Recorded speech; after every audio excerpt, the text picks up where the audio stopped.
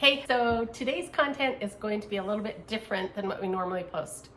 We have decided to downsize. It's gonna make me emotional. That's not what we said. I wasn't expecting this.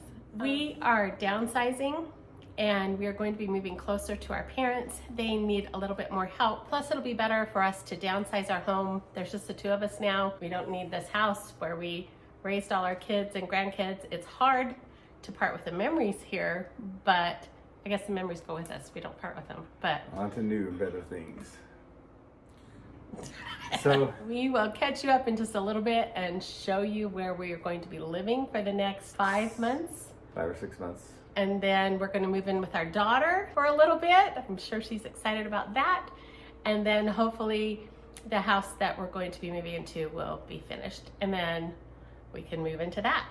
So a little bit different. I'm sure a lot of you can relate with this situation in life once you retire and your kids, get grown and married and things change. So life curve, but let's do this.